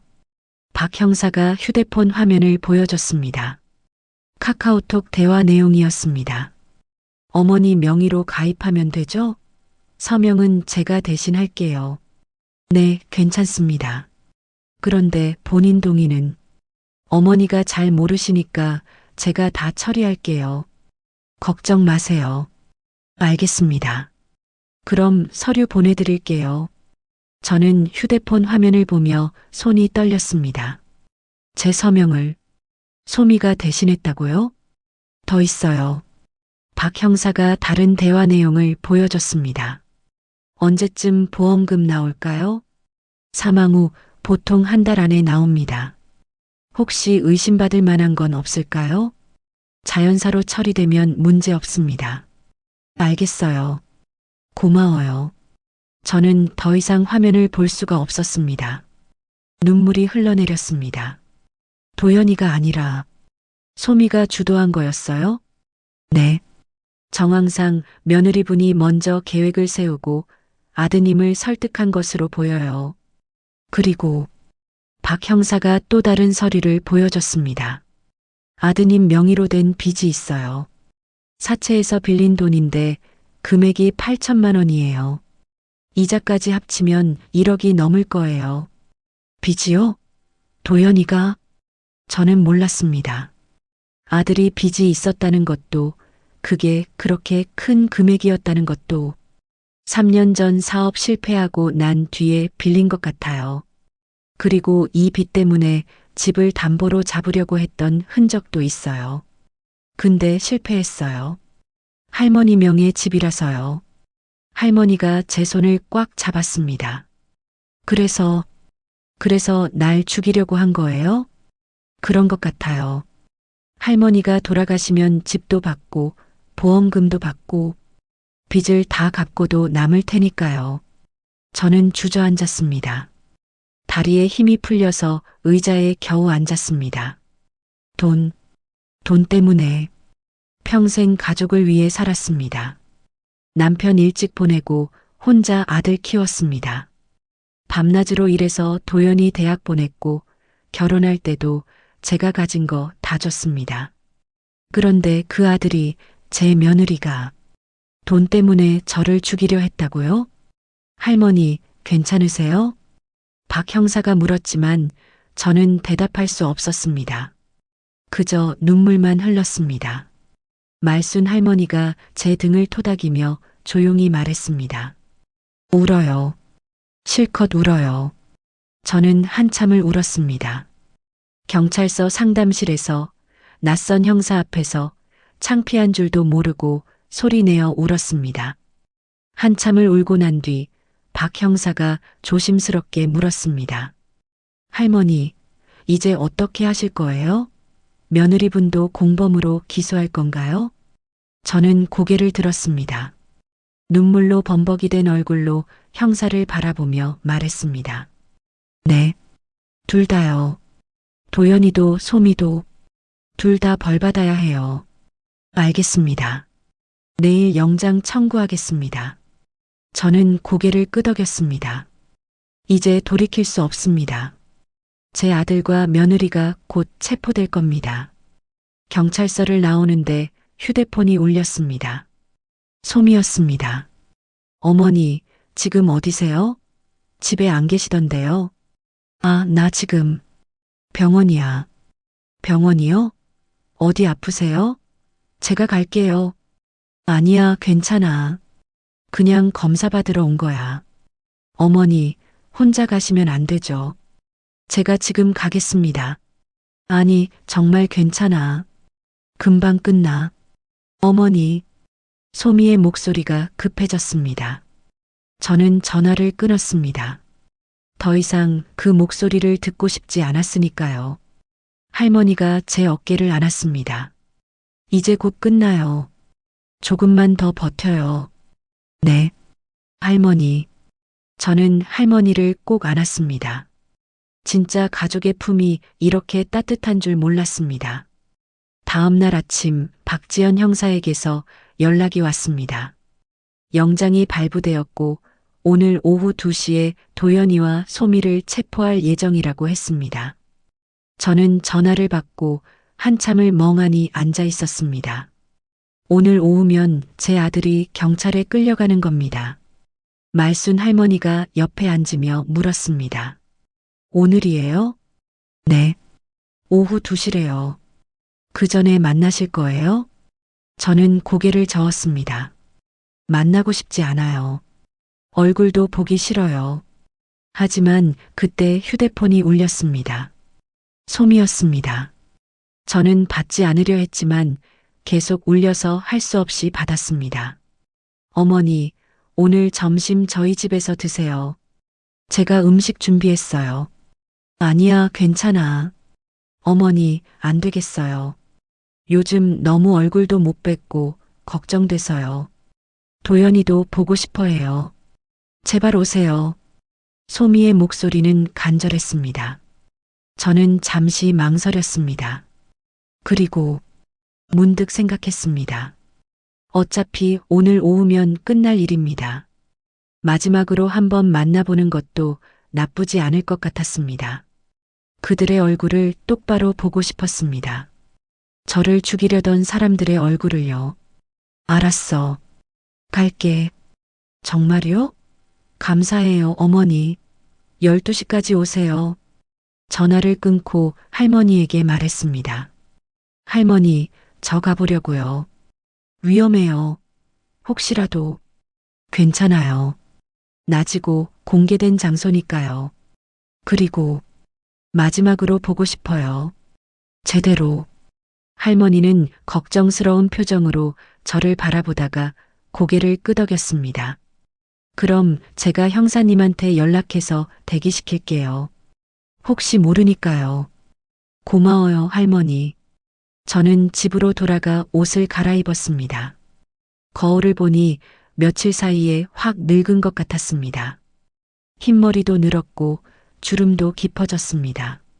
하지만 눈빛만큼은 예전과 달랐습니다. 더 이상 순진하지 않았으니까요.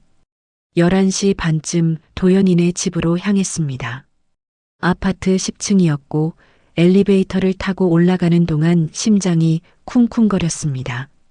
초인종을 누르니 소미가 밝게 웃으며 문을 열었습니다. 어머니, 오셨어요. 어서 들어오세요. 소미는 깔끔한 원피스를 입고 있었고 머리도 단정하게 묶고 있었습니다. 완벽한 며느리의 모습이었습니다. 저는 그 모습을 보며 속으로 생각했습니다. 저 웃음 뒤에 뭐가 숨어 있는지 이제 알아. 거실로 들어가니 도연이가 소파에 앉아 있었습니다. 저를 보더니 일어나서 인사했습니다. 엄마 오셨어요? 오랜만이에요.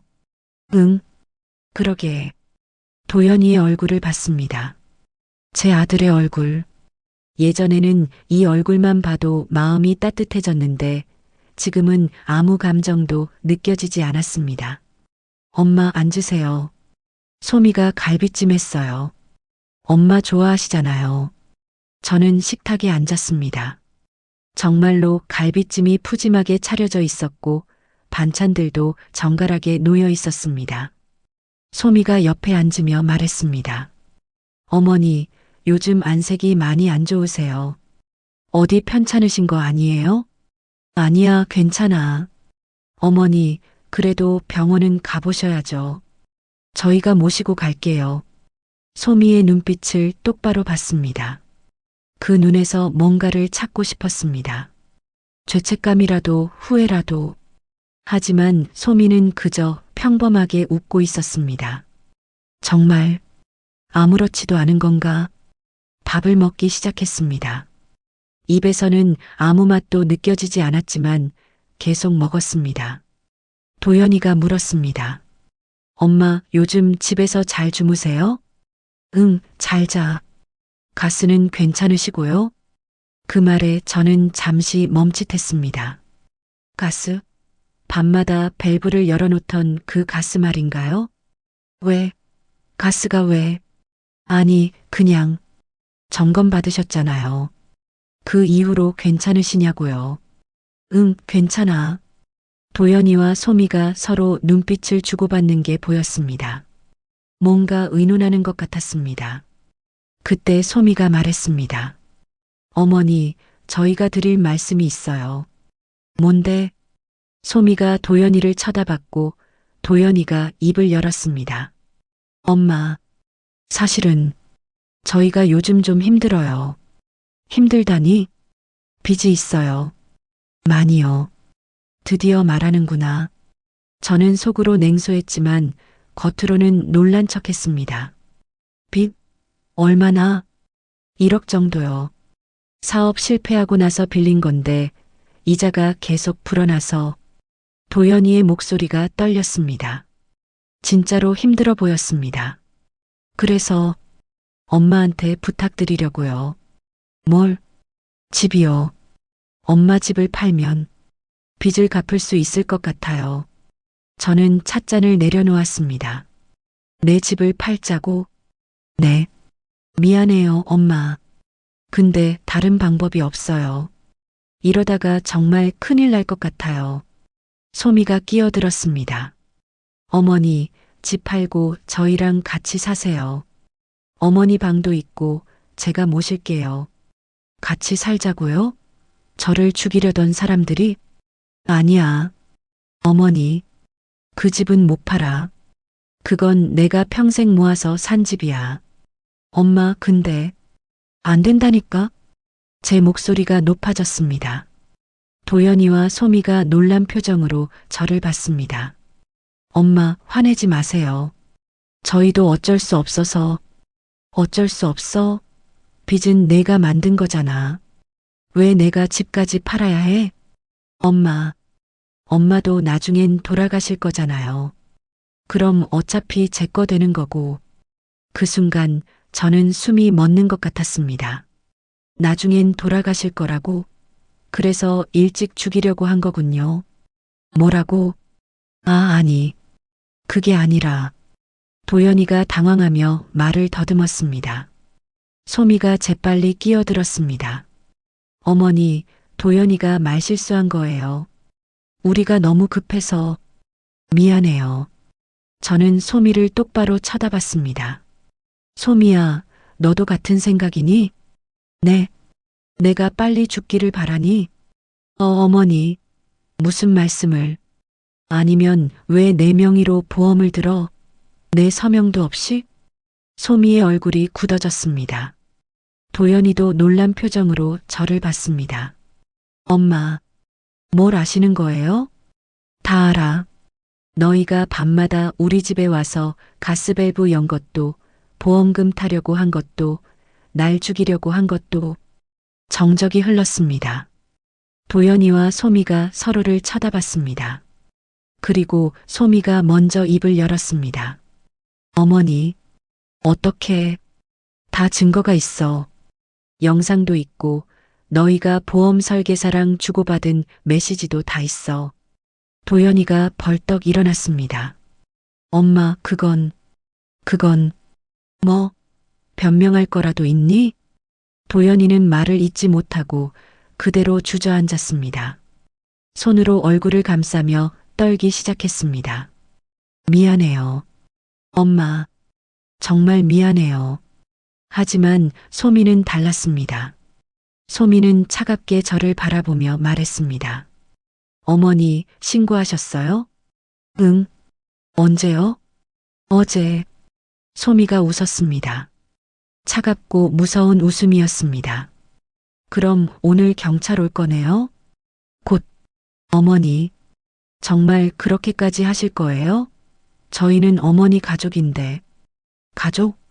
가족이 가족을 죽이려고 해? 저희도 어쩔 수 없었어요. 빚 때문에 정말 미칠 것 같았어요. 그래서 날 죽이려고. 어차피 혼자 사시잖아요. 외롭게. 차라리 저희한테 도움이 되는 게. 찰싹? 저는 소미의 뺨을 때렸습니다. 평생 남을 때려본 적 없는 제가 며느리의 뺨을 때렸습니다. 감히 그런 말을. 소미가 뺨을 감싸며 저를 노려봤습니다. 그 눈빛에는 이제 아무것도 숨겨지지 않았습니다. 미움, 원망, 증오. 다 보였습니다. 어머니, 후회하실 거예요. 후회는 너희가 하게 될 거야. 그때 초인종이 울렸습니다. 도연이가 떨리는 손으로 인터폰을 확인했습니다. 경찰이었습니다. 엄마. 도연이가 울먹이며 제게 다가왔습니다. 하지만 저는 뒤로 물러섰습니다. 엄마, 제발.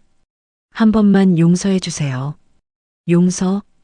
저는 도연이를 똑바로 봤습니다. 내가 밤마다 우리 집에 와서 가스밸브 열 때 혹시 한 번이라도 망설였니? 한 번이라도 이러면 안 되는데 생각했니?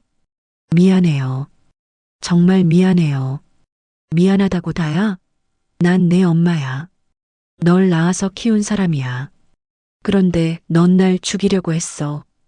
초인종이 다시 울렸습니다. 더 길게, 더 급하게. 소미가 현관으로 갔습니다. 문을 열자 박지연 형사와 남자 형사 한 명이 서 있었습니다. 김도연 씨, 박소미 씨 맞으시죠? 살인미수 혐의로 체포하겠습니다. 형사들이 수갑을 꺼냈습니다. 도연이가 제게 달려와 무릎을 꿇었습니다. 엄마, 제발, 한 번만요.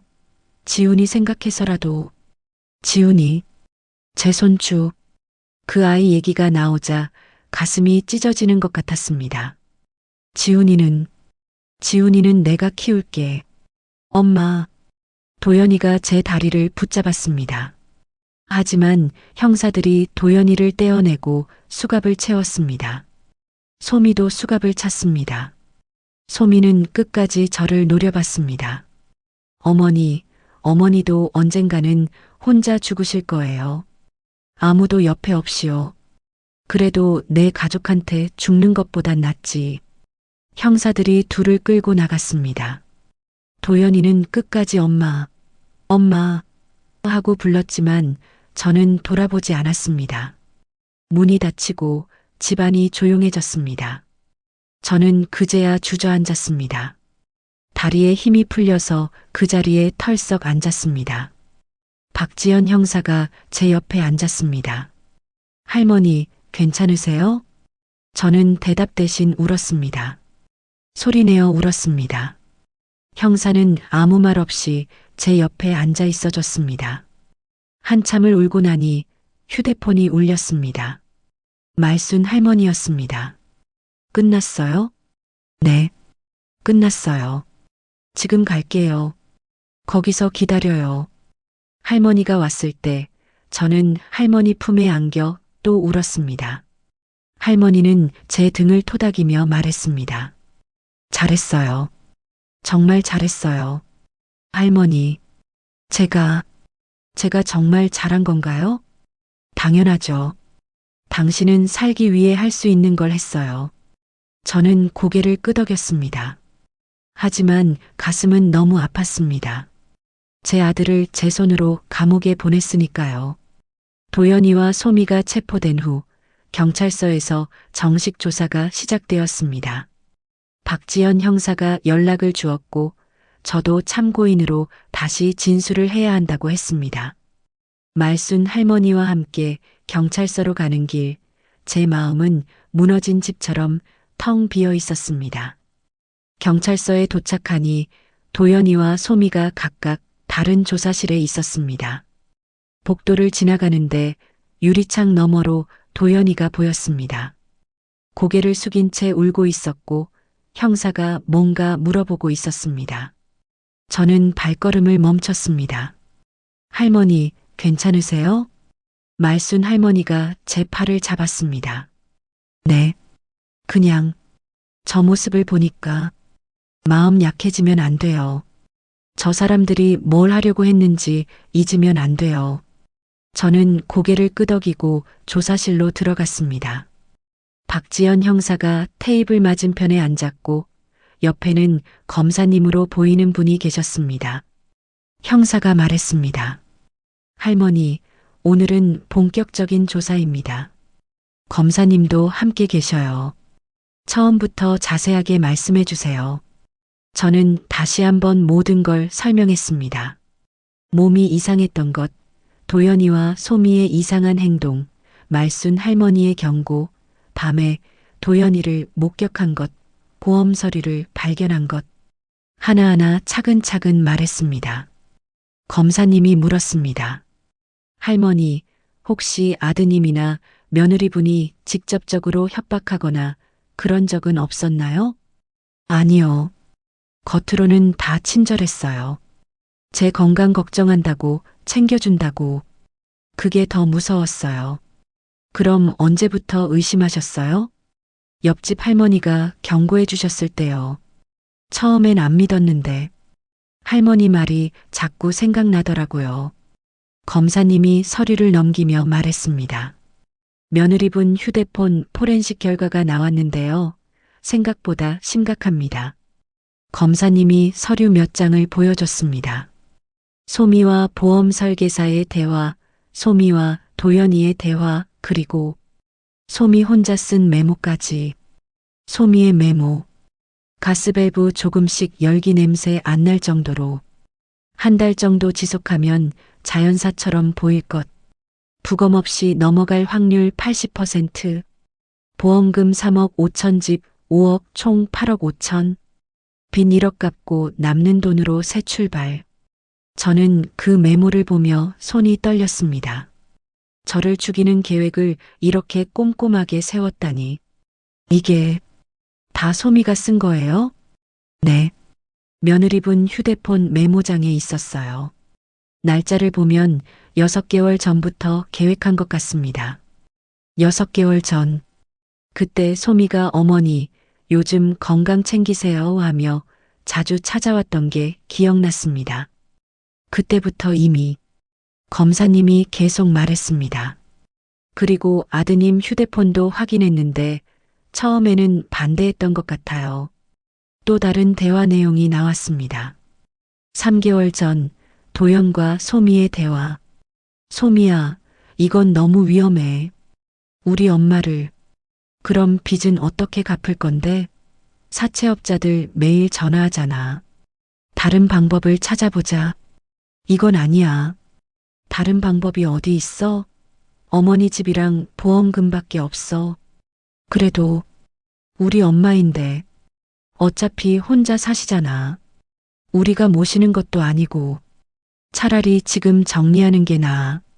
정리라니. 그게 무슨 말이야? 당신도 알잖아. 어머니 나이 드시면 결국 우리가 봐야 해. 병원비, 요양원비. 다 우리 돈이야.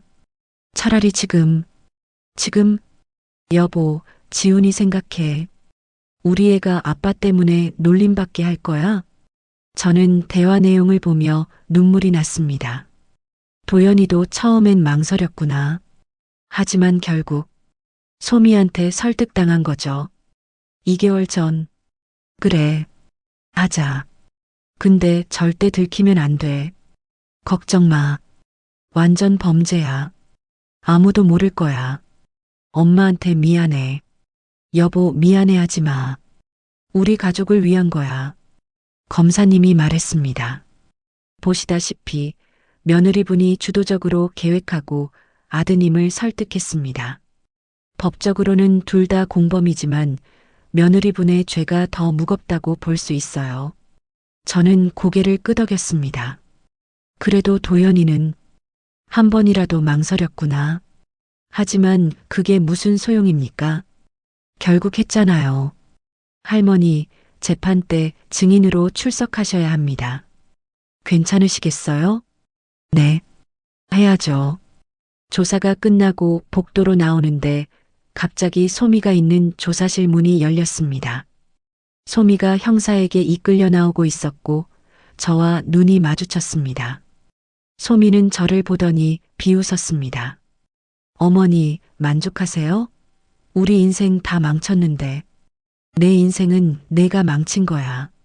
어머니도 결국 혼자 늙어서 죽으실 거예요. 아무도 안 찾아올 거고 외롭게. 그때 후회하실 거예요. 그래도 너희한테 죽는 것보단 낫지. 소미가 다가오려고 했지만 형사가 막았습니다. 어머니는 왜 혼자 사셨어요? 왜 우리한테 집도 안 주시고 돈도 안 주시고 다 가지고 계시면서. 저는 소미를 똑바로 봤습니다. 그건 내가 평생 모은 거야. 남편 일찍 보내고 혼자 아들 키우면서 밤낮으로 일해서 모은 거라고. 그걸 왜 너한테 줘야 해? 저희는 가족이잖아요. 가족이 가족을 죽여? 소미는 말문이 막혔습니다. 형사가 소미를 끌고 갔고 복도에 저와 말순 할머니만 남았습니다. 할머니가 제 어깨를 토닥였습니다. 잘하셨어요.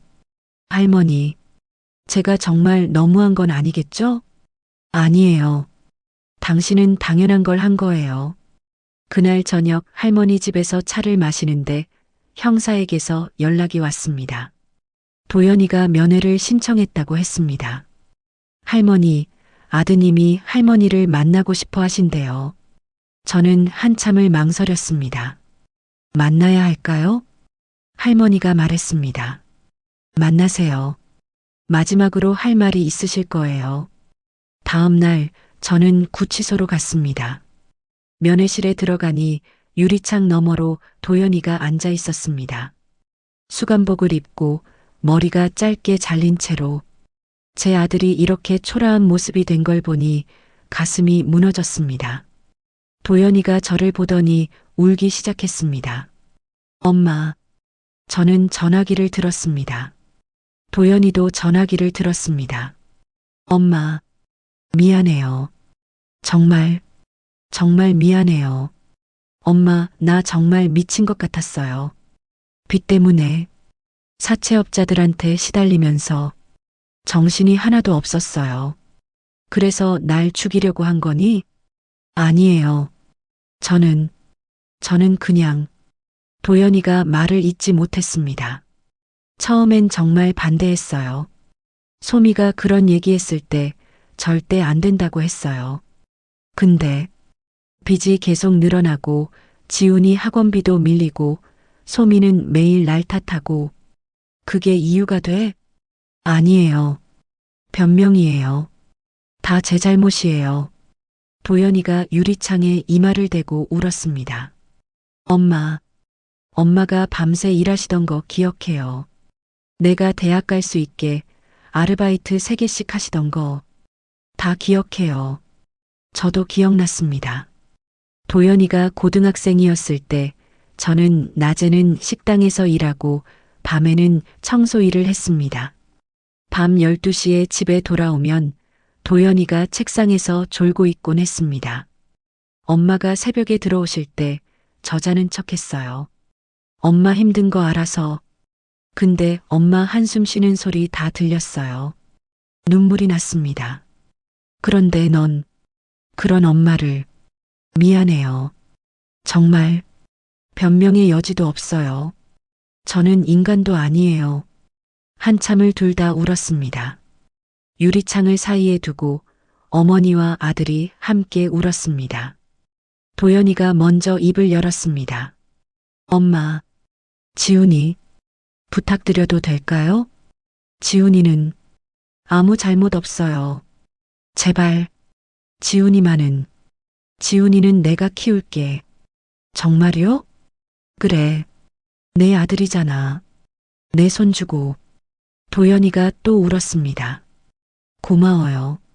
엄마, 정말 고마워요. 근데 도연아, 네. 지훈이한테는 내가 뭘 했는지 다 말할 거야. 도연이의 얼굴이 굳어졌습니다. 아이가 아빠를 어떻게 생각하든 그건 지훈이가 결정할 거야. 근데 거짓말은 안 할 거야. 네. 그렇게 하세요. 그리고 도연아. 네. 나는 널 용서할 수 없을 것 같아. 도연이가 고개를 끄덕였습니다.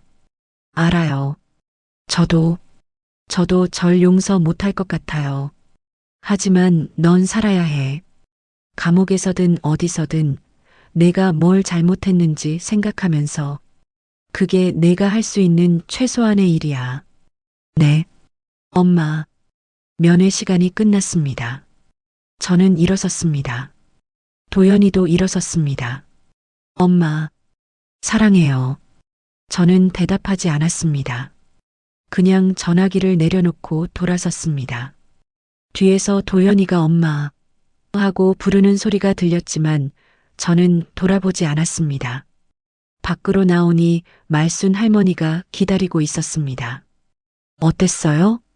울었어요. 많이. 당신도요? 네. 저도요. 할머니가 제 손을 잡았습니다. 이제 정말 끝났어요. 네. 이제 한 달 후 재판이 열렸습니다. 저는 증인석에 섰고 검사님의 질문에 답했습니다. 도연이와 소미는 피고석에 앉아 있었습니다. 도연이는 계속 고개를 숙이고 있었지만 소미는 끝까지 당당했습니다. 판사님이 물었습니다. 피고인 박소미, 마지막으로 할 말 있습니까? 소미가 일어섰습니다. 저는 우리 가족을 위해서 한 거예요. 잘못됐다고 생각하지 않아요. 방청석에서 웅성거림이 들렸습니다. 판사님이 말했습니다. 피고인은 반성의 기미가 전혀 보이지 않는군요. 뭘 반성해요? 어차피 시어머니는 혼자 사시고 우리는 빚에 쪼들리고 이게 우리 잘못인가요? 피고인. 판사님의 목소리가 높아졌습니다. 피고인 박소미는 계획적으로 살인을 기도했고 남편을 선동했으며 끝까지 반성하지 않고 있습니다. 이는 매우 중대한 범죄입니다. 피고인 김도연은 어떻습니까? 도연이가 일어섰습니다. 죄송합니다. 판사님, 그리고 엄마, 정말 죄송합니다. 도연이가 제게 고개를 숙였습니다. 저는 그 모습을 보며 눈물을 참았습니다. 판결이 나왔습니다. 피고인 박소미 징역 12년, 피고인 김도연 징역 8년. 방청석에서 한숨소리가 들렸습니다. 소미는 끝까지 표정 변화가 없었지만 도연이는 주저앉았습니다. 재판이 끝나고 밖으로 나왔습니다. 말순 할머니가 제 손을 꽉 잡아줬습니다. 끝났어요. 정말 다 끝났어요. 네. 할머니. 저는 하늘을 올려다봤습니다. 구름 사이로 햇빛이 비치고 있었습니다. 이제 정말 끝이구나. 재판이 끝나고 한 달쯤 지났을 때 저는 지훈이를 데리러 갔습니다. 소미의 친정 어머니가 임시로 맡아 키우고 있었는데 이제 제가 키우기로 했으니까요. 아파트 문을 두드리니 소미 어머니가 문을 열어주셨습니다. 어머님, 안녕하세요. 소미 어머니는 저를 보더니 고개를 돌렸습니다. 당연했습니다. 제가 소미 어머니의 딸을 감옥에 보냈으니까요. 들어오세요. 목소리는 차갑고 딱딱했습니다. 저는 조용히 거실로 들어갔습니다. 지훈이가 소파에 앉아 태블릿을 보고 있었습니다. 저를 보더니 잠깐 멈칫하다가 다시 화면을 봤습니다. 지훈아, 할머니야. 지훈이는 대답하지 않았습니다. 소미 어머니가 말했습니다. 애가 많이 힘들어해요. 갑자기 엄마 아빠가 없어졌으니까. 죄송합니다. 죄송하긴요. 어머님이 뭘 잘못하셨어요. 소미 어머니의 목소리에 비꼼이 섞여 있었습니다. 자기 자식 감옥 보낸 게 잘못이지 뭐. 저는 아무 말도 하지 못했습니다. 그 말이 맞으니까요. 지훈이 짐 다 챙겨놨어요. 데리고 가세요. 감사합니다. 저는 지훈이에게 다가갔습니다. 지훈아, 할머니랑 같이 살자. 응? 지훈이가 저를 올려다봤습니다. 그 눈에는 무언가 복잡한 감정이 섞여 있었습니다. 할머니, 엄마는요? 엄마는 지금 갈 수 없는 곳에 계셔. 아빠도요? 응, 아빠도. 왜요? 어떻게 말해야 할까요?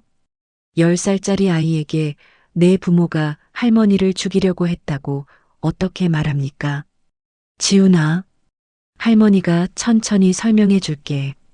지금은 할머니랑 같이 가자. 지훈이는 한참을 저를 보다가 고개를 끄덕였습니다. 짐을 챙겨서 현관으로 나오는데 소미 어머니가 말했습니다. 어머님, 우리 소미는요. 원래 그런 애가 아니었어요. 시집 와서 빚 때문에 힘들어하다가 그렇게 된 거예요. 소미 어머니의 목소리가 떨렸습니다. 그래도 엄마예요. 우리 소미 엄마란 말이에요. 저는 소미 어머니를 바라봤습니다. 그 눈에도 눈물이 맺혀 있었습니다. 저도 엄마였어요. 도연이 엄마. 근데 그 아이가 절 죽이려고 했어요. 제가 어떻게 해야 했을까요? 소미 어머니는 대답하지 못했습니다. 저는 고개를 숙이고 지훈이 손을 잡고 나왔습니다. 택시를 타고 집으로 가는 동안 지훈이는 계속 창밖만 봤습니다. 저는 지훈이의 작은 손을 꽉 잡았습니다. 지훈아, 할머니가 많이 사랑해. 엄마 아빠 없어도 할머니가 있어. 할머니가 지훈이 잘 키울게. 지훈이가 저를 돌아봤습니다. 할머니, 엄마랑 아빠는 언제 와요? 한참 후에. 아주 한참 후에. 얼마나요? 지훈이가 대학생 될 때쯤? 지훈이의 눈에 눈물이 고였습니다. 그때까지 못 봐요? 응. 미안해, 지훈아. 지훈이가 울기 시작했습니다. 저는 지훈이를 꼭 안아줬습니다. 택시 기사님이 백미러로 저희를 보더니 조용히 라디오 볼륨을 줄였습니다. 집에 도착해서 지훈이 방을 정리해줬습니다. 예전에 도연이가 쓰던 방이었는데 이제는 지훈이 방이 되는 거죠. 침대 시트도 새로 갈고 책상도 닦고 옷장도 정리했습니다. 지훈아, 여기가 내 방이야. 이제 여기서 살 거야. 네. 지훈이는 방 안을 둘러보더니 조용히 침대에 앉았습니다. 저는 지훈이 옆에 앉아 말했습니다. 지훈아, 할머니가 얘기해 줄 게 있어. 네. 엄마랑 아빠가 왜 갈 수 없는 곳에 있는지. 지훈이가 저를 올려다봤습니다. 엄마랑 아빠가 할머니한테 나쁜 짓을 하려고 했어. 무슨 나쁜 짓이요? 할머니를 다치게 하려고 했어. 왜요? 돈 때문에. 빚이 많아서. 힘들어서. 지훈이는 한참을 생각하더니 물었습니다. 그럼 할머니가 엄마 아빠를 신고한 거예요? 응. 왜요? 엄마 아빠인데. 지훈아, 엄마 아빠라고 해서 나쁜 짓을 해도 되는 건 아니야. 가족이라고 해서 다 용서되는 건 아니야. 지훈이의 눈에서 눈물이 주르르 흘렀습니다. 그럼 저는 나쁜 엄마 아빠 자식이에요? 저는 지훈이를 꼭 안았습니다. 아니야. 지훈이는 아무 잘못 없어. 엄마 아빠가 잘못한 거지. 지훈이가 잘못한 게 아니야. 그럼 저는 어떻게 해요?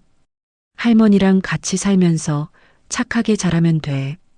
그럼 돼. 지훈이가 한참을 울었습니다. 저도 같이 울었습니다. 할머니와 손주가 서로 안고 울었습니다. 그날 밤 지훈이를 재우고 거실로 나왔습니다. 혼자 차 한 잔을 마시며 창밖을 바라보는데 옆집에 불이 켜졌습니다. 말순 할머니였습니다. 할머니도 창가에 서 있었고 저와 눈이 마주쳤습니다. 저는 창문을 열었습니다. 할머니도 창문을 열었습니다. 지훈이 데려왔어요? 네, 할머니. 애가 많이 힘들어하죠? 네. 울더라고요. 많이. 당신도 많이 힘드시겠어요. 저는 웃었습니다.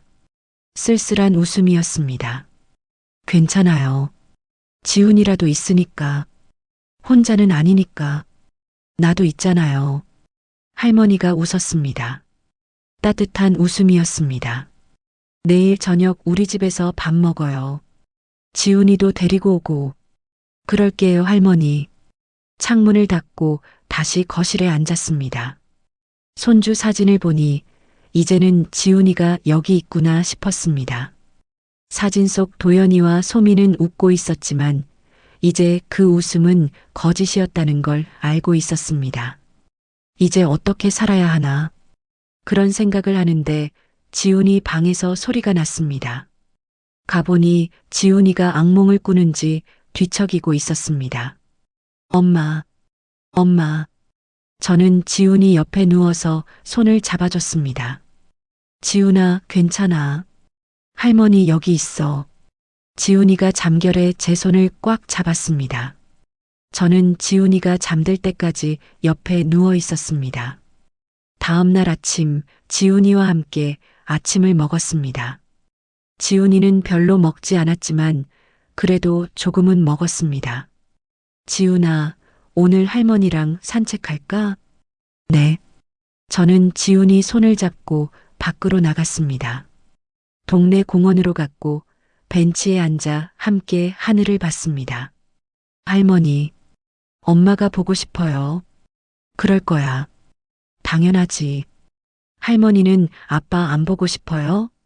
저는 한참을 생각했습니다. 보고 싶지. 가끔은. 근데 할머니는 참아야 해. 왜요?